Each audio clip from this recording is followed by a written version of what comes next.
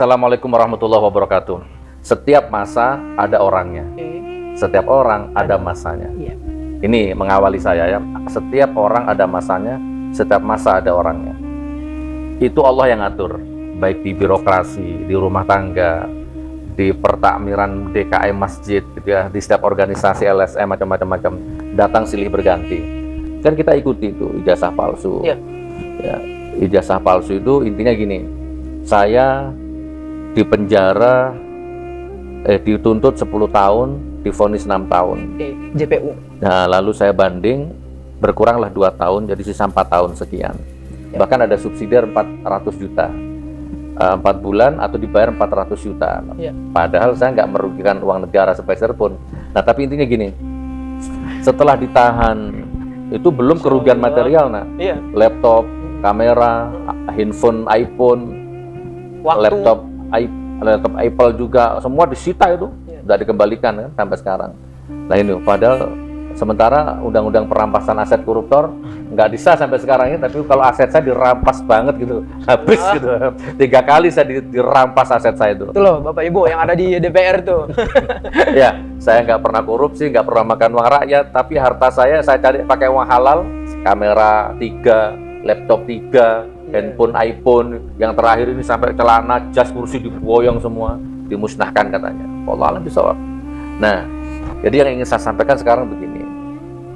Dari awal saya dipanggil, disidik ya sama polisi, sampai ditahan, sampai disidang selama 6 bulan, tidak ada satupun ya, baik polisinya, baik JPU-nya, baik saksi-saksinya, baik hakimnya, tidak ada satupun yang pernah melihat ijazah aslinya dan datang ke pengadilan, tidak pernah. Selama proses pengadilannya Abi. Harusnya demi hukum saya bebas, Bambang Tri bebas. Bahkan kata-kata Bambang Tri itu ada kata-kata Bambang Tri yang saya nggak bisa lupa itu. Pak Jokowi, tunjukkan ijazah aslimu, bawa ke pengadilan sini supaya saya mendapatkan kepastian hukum yang jelas. Kalau ternyata ijazahmu asli, hukum saya seberat-beratnya. Kan keren dong. Buktikan, datangkan ke pengadilan. Nah, ada itu videonya Bambang Tri itu. Ya, saya langsung address Pak Jokowi. Apa susahnya menghadirkan ijazah asli Anda ke persidangan supaya kami tidak tersiksa? Ada kepastian hukum, saya siap dihukum apabila Pak Jokowi bisa menunjukkan ijazah aslinya di persidangan. Cukup sekian Pak Jokowi. Mohon dengan hormat Bapak Presiden yang saya hormati, hadirkan ijazah asli Bapak di persidangan supaya nggak ada pro kontra di masyarakat dan kita semua bisa saling memaafkan. Nah, saya pun juga siap, bahkan saya langsung ke jaksanya, karena waktu itu pidana, beban pembuktiannya harus di jaksa dong. Jaksa, datangkan yang asli, itu kewajibanmu. Kamu nuduh saya menebarkan berita bohong, maka datangkan berita aslinya. Maka saya siap cium kakimu. Oke, jadi saya bukan pendapat loh ya. bukan saya ke Pak Jaksa Penuntut Umum aja. Selama ini saya takdim sama beliau, tapi hari ini saya tahu karakter aslinya sekarang. Pak Jaksa, Pak Aprianto, kalau sampean bisa membuktikan mendatangkan ijazah aslinya, versi benarnya, 7 hari 7 malam saya minta maaf di media dan tak cium kakinya sampean. Itu viral videonya Abi itu. Jadi nggak usah minta maaf, bahkan cium kaki nih. Saya siap cium kakimu. Saya siap minta maaf 7 hari 7 malam di media. Saya siap minta maaf ke keluarga besar Jokowi, dan saya siap cium kakimu Pak Jaksa kalau Anda bisa mendatangkan ijazah aslinya. Ini kurang jelas bagaimana bahasa saya ini. Ahli hukum tata negara, ahli hukum maprofil, kurang jelas bagaimana bahasa saya ini. Ini bahasa saya keluarkan di ruang persidangan, bukan di terminal, bukan di warung kopi, ya, bukan di macam ini, di pengadilan, di depannya hakim. Saksian resmi ini, jelas eksplisit. Jelas, eksplisit di depan hakim. Coba. Namun, jadi sekarang ya nggak ada, sampai saya dihukum pun nggak ada. Itu yang Rizky mau perjelas ini. Nggak ada. Nah, jadi kalau sampai sekarang tiba-tiba ada yang ngomong sudah saya bawa ijazah aslinya, terus nanti saya siap datangkan ke pengadilan kalau dibutuhkan, bullshit semua itu. Pengadilan sudah pernah digelar, perdata pidana sudah pernah, nggak pernah datang. Di penjara yang iya.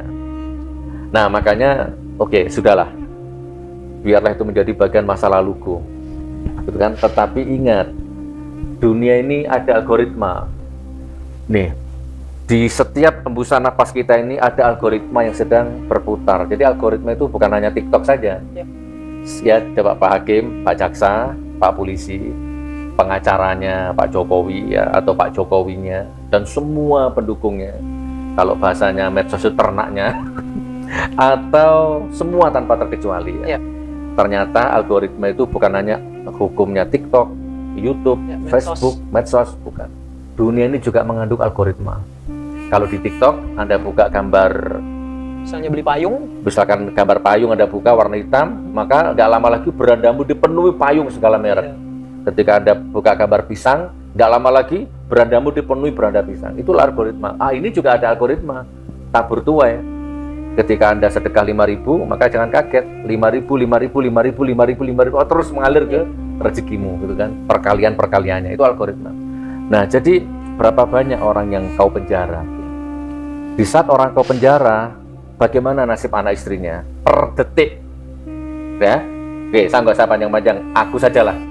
Yang di penjara bukan hanya saya, ada Profesor Tamim Pardede, John Ruginting, Ahmad Dhani, siapa? Buniani, banyak ini, ada 50 lebih tapol itu.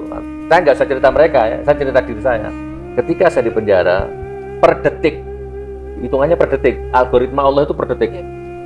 Per detik nafkah lahir batin anak istri saya, kebahagiaan anak istri saya, gitu kan, nafkah anak istri saya, itulah pokoknya hak anak istri, hak anak dipeluk ayahnya, hak anak memanggil ayahnya, buahnya itu per detik sampai 3 tahun saya di penjara. Itu apa nggak akan dihitung sama Allah itu.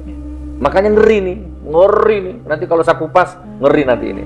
Entah polisinya, entah jaksanya, entah hakimnya, yang dulu ketawa termeme, ditunggu ini algoritma berputar. Nah.